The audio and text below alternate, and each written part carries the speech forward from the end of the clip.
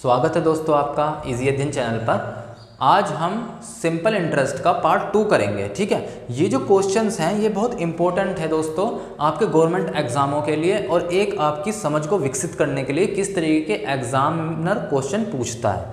ठीक है, आइए क्वेश्चनों को देखते हैं। पहला क्वेश्चन है, किसी धन पर साधारण ब्याज की दर पहले 3 साल के लिए 4%, अगले 2 साल के लिए 6%, ठीक है, उससे अगले 4 साल के लिए 6% है। यदि साधारण ब्याज 1800 रुपये है तो मूलधन 7 वर्ष में कितना होगा, ये पूछ रहा है। ठीक है, चलिए आइए देखते हैं इस क्वेश्चन को।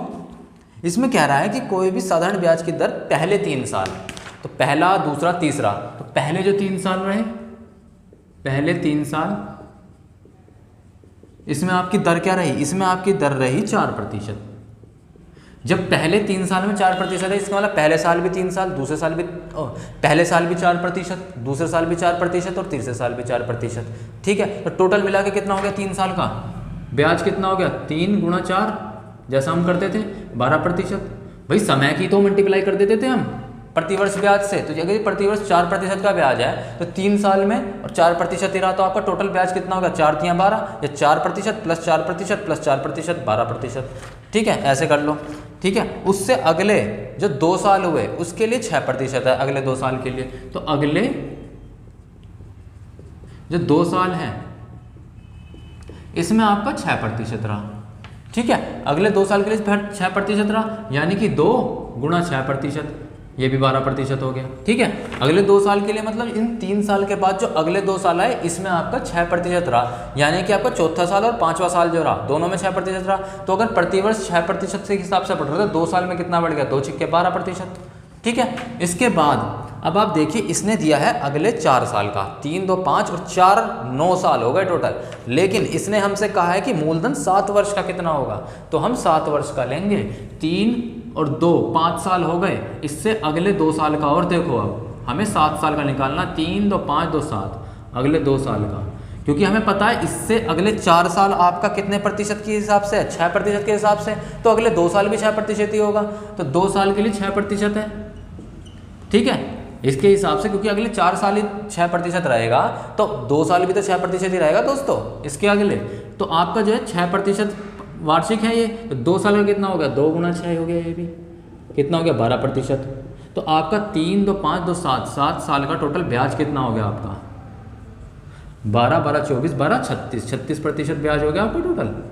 तो इस 36% ब्याज की ही तो वैल्यू दे रखी है आपको, कितनी दे रखी है, टोटल ब्याज की वैल्यू वो दे रखी है आपकी 1800 रुपये, सिंपल इंटरेस्ट की वैल्यू दे रखी है 1800 रुपये। ठीक है, 1% का निकाल लो, कितना होगा 50, 1800 बट्टे 36, 36 पंजा 180, 50 हो गया, है ना। तो आपका किसका पूछा है, मूलधन। मूलधन अपने आप में क्या होता है दोस्तों, 100%। मैंने बताया आपको मूलधन जहाँ भी आ जाए वो 100% होता है अपने आप में, तो 100% की वैल्यू कितनी हो जाएगी, 50 गुणा 100, यानी कि कितना हो गया 5000 रुपये। बताइए, कुछ था इसमें, बताइए, कुछ भी नहीं था। हमको 7 साल का मूलधन पूछ रहा है वो। ठीक है, पहले 3 साल का दे रखा है, 2 साल का दे रखा है, उसके बाद 4 साल का दे रखा है, तो हमें तो टोटल 9 साल का दे रखा है क्वेश्चन के अंदर, लेकिन उसने पूछा तो 7 साल का है ना, तो 3 और 2 साल का तो निकाल लिया हमने। अब उसके 2 साल में पता है वो भी 6% ही रहेगा, क्योंकि उससे अगले 4 साल तक आपका 6% रहेगा, तो 2 साल का 6% के हिसाब से निकाल लो, क्योंकि 6% आपका वार्षिक है, तो 2 साल का 2 गुणा 6 12%, वो भी हो गया। सबको जोड़ा 12, 12, 12, 36% आ गया आपका। इस 36% की वैल्यू कितनी दे रखी है दोस्तों, 1800 रुपये। तो 1% की वैल्यू कितनी होगी, कितनी होगी आपकी 1800 बट्टे 36, यानी कि 50। तो 1% की वैल्यू आएगी 50, और मूलधन की पूछ रहा है, धनराशि मतलब मूलधन। ठीक है, मूलधन आपका पूरा का पूरा कितना होता है 100%, तो 100% की वैल्यू कितना होगी 50% गुणा 100, यानी कितना हो गया दोस्तों 5000 रुपये हो गया आपका। ठीक है, 5000 रुपये आपका मूलधन आ गया। आगे चलते हैं।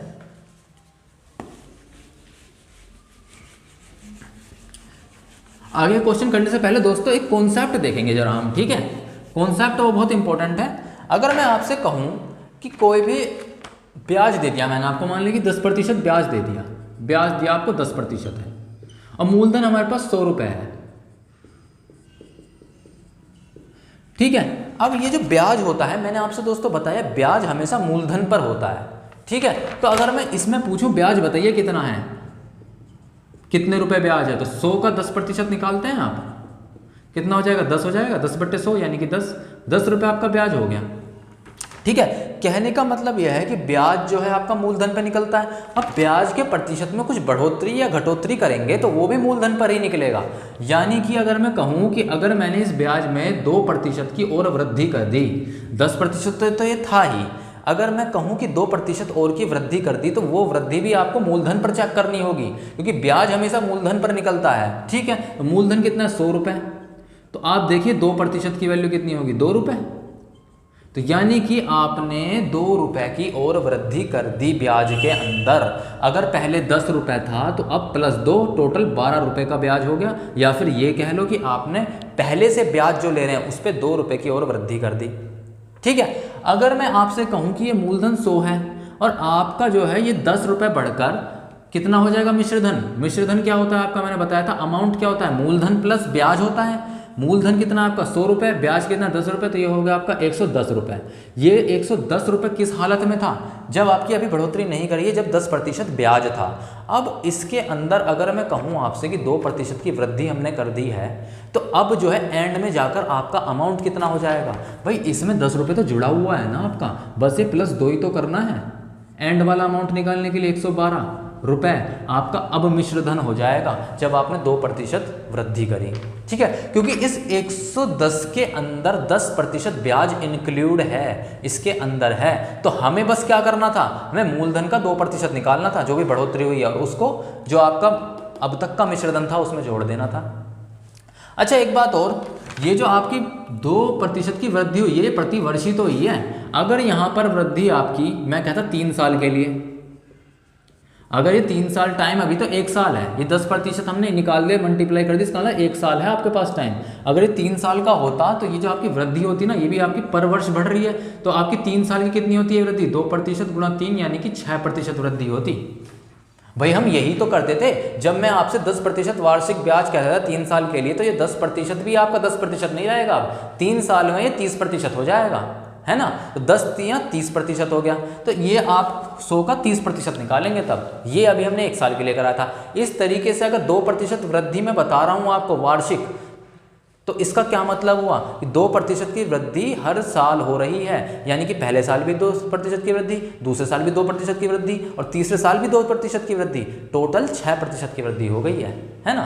तो 6% निकालेंगे तब आप इसका 100 का, यानी मूलधन का। अब देखिए ये जो हमने करा है, अभी मैं क्वेश्चन कराऊंगा तो आपको और अच्छे से समझ में आ जाएगा कि मैं क्या कहना चाह रहा हूं आपसे। ठीक है,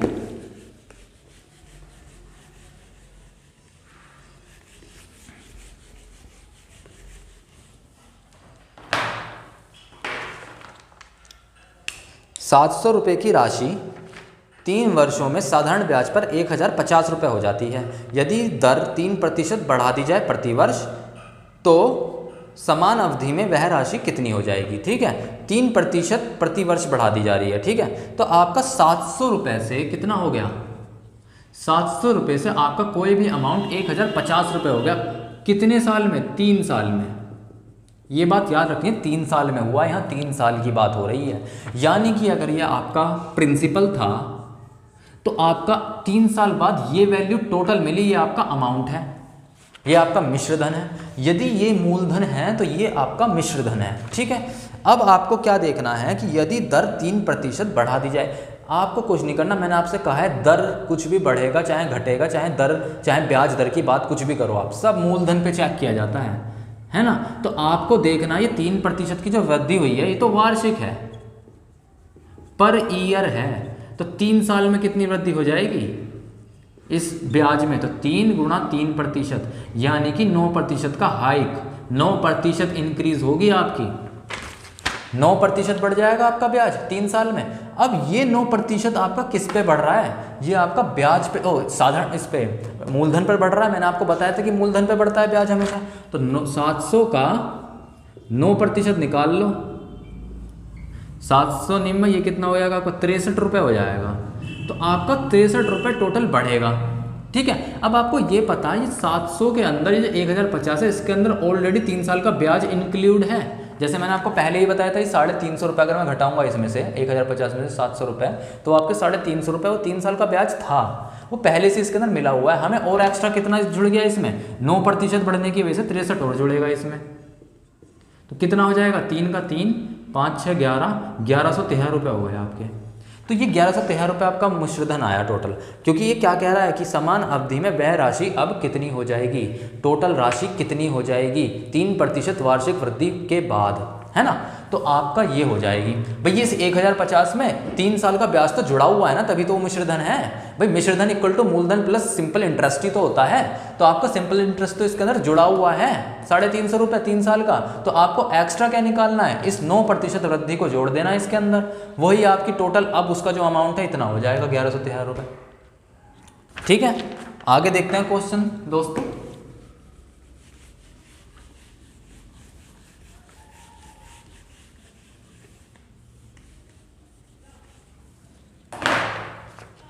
अगला क्वेश्चन है 1600 रुपये की राशि 34 वर्षों में साधारण ब्याज पर 1900 रुपये हो गई। यदि ब्याज दर 2% वर्ष घट गई हो, 2% प्रति वर्ष घट गई हो, तब तो अब नया साधारण ब्याज समान अवधि में कितना होगा। याद रखना दोस्तों, पिछली बार इसने अमाउंट पूछा था, इस बार पूछ रहा साधारण ब्याज कितना हो जाएगा। पहले कुछ ज़्यादा था, अब उसका साधारण ब्याज कुछ प्रतिशत घट गया है, तो ऑब्वियस सी बात है पहले से ब्याज कुछ कम होगा। ठीक है, 1600 रुपये की राशि थी, क्वेश्चन नंबर 3 है, 1600 रुपये की आपकी राशि थी जो कि आपकी बन जाती है 1900 रुपये। ठीक है, कितने सालों में बनती है ये बनती है आपकी 3 वर्ष में। ठीक है, ये बात इतनी तो कंप्लीट हो गई। अब आपको ये बात समझ में आई कि 1600 से 1900 बनी है, तो इसका अभी सिंपल इंटरेस्ट इस टाइम पे कितना इंटरेस्ट है, 1900 माइनस 1600, 300 रुपये का ब्याज इस पे मिला था इसे। लेकिन अब हुआ क्या है दोस्तों कि इसको 2% प्रतिवर्ष घट गई है। तो चाहे जो भी बढ़े चाहे जो भी घटे, आप ब्याज दर हमेशा मूलधन पे निकालते हैं। तो मूलधन कितना आपका 1600 रुपये। पहले तो ये देखो 2% घटा है प्रति वर्ष।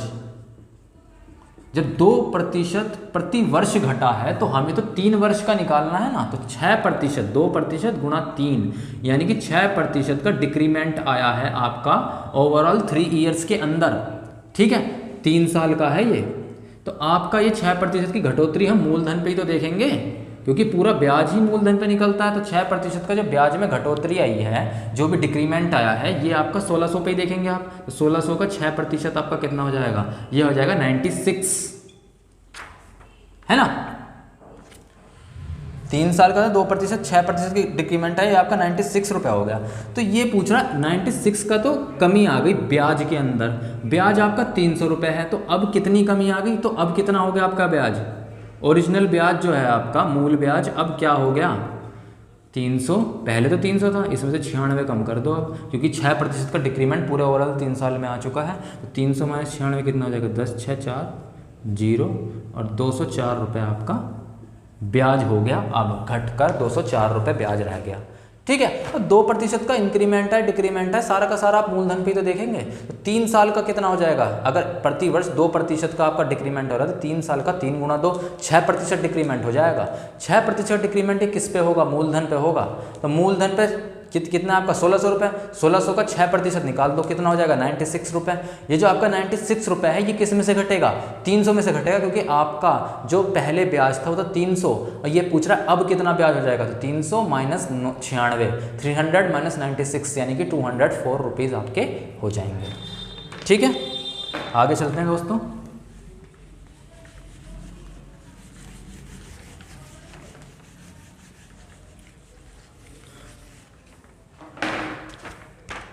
अगला क्वेश्चन है, कितनी धनराशि 5 वर्ष में 4% वार्षिक साधारण ब्याज की दर से ₹960 हो जाएगी। ठीक है, कितनी धनराशि यानी कि पी की वैल्यू पूछ रहा है, ऑब्वियस सी बात है। धनराशि कहीं भी है, कितनी धनराशि वो पूछ रहा है, पी वो आपसे पूछ रहा है मूलधन, प्रिंसिपल पूछ रहा है। ठीक है, कह रहा है 5 वर्ष में 4% वार्षिक साधारण ब्याज की दर से। अब आपको पता है ₹960 हो जाएगी। ये 960 क्या है आपका पता है, ये आपका 960 अमाउंट दिया है, इसने मिश्र धन दिया है कि कह रहा है कि आपका अगर किसी भी धनराशि पर 5 वर्ष के लिए मैंने दिया और 4% उस पर दर लगाया, तो उसके बाद 5 वर्ष के बाद आपको जो टोटल अमाउंट मिलेगा वो हो जाएगा 960। तो ये बताइए कि शुरुआत में आपके पास राशि कितनी थी। ठीक है। तो 960 रुपये अमाउंट दिया है आपको, मिश्र धन दिया है कि बाद में पूरा जोड़ के आपका 960 रुपये आया है। ठीक है। अब आपको पता है कि इसने क्या क्या दे रखा है, 5 वर्ष और 4% वार्षिक ब्याज की दर दे रखी है। तो ब्याज प्रतिशत कितना हो गया, ब्याज प्रतिशत, दर प्रतिशत कह लो चाहे ब्याज प्रतिशत कह लो, एक ही साल है, एक ही बात है। 1 साल का कितना है, 4% ब्याज है, तो 5 साल का कितना होगा, 5 साल क्या रखी है, 4 पंजे 20%। आपको पता है ये 20% है। आपको ये भी पता है कि मूलधन अपने आप में कितना होता है दोस्तों, मैंने आपको बताया मूलधन अपने आप में 100% होता है। और आपको ये भी पता है कि मिश्र धन इक्वल टू क्या होता है, प्रिंसिपल प्लस SI तो होता है, मूलधन प्लस ब्याज ही तो होता है। तो 100% प्लस 20%, यानी कि 120% आपका मिश्र धन है। और इस मिश्र धन की वैल्यू आपको दी है, कितनी दी है, 960 रुपये है ना, 960 दी है ना, 960 रुपये। कितने गुने ज़्यादा हो गया, 8 गुने ज़्यादा। तो पूछ क्या रहा है आपसे, आपसे कह रहा है धनराशि, धनराशि कितनी है, 100 भी कितने गुने ज़्यादा हो जाएगी, 8 गुने ज़्यादा, तो 800 रुपये हो गई। ये है, बताइए क्या है इसमें, 120% की वैल्यू आपको दे रखी है 960 रुपये, 12×8 = होता है, 8 गुने ज़्यादा दे रखी है। कह रहा है आपसे धनराशि बताइए, धनराशि तो अपने आप में 100% होती है, मूलधन ही है, 100% होती है, तो क्या होगा, 100% × 8, 800 रुपये हो गया आपका। बताइए कुछ था इसमें, कुछ भी नहीं था, इतना सा भी जो कुछ हो। ठीक है, 800 रुपये आपका आंसर आ गया। आगे देखते हैं दोस्तों,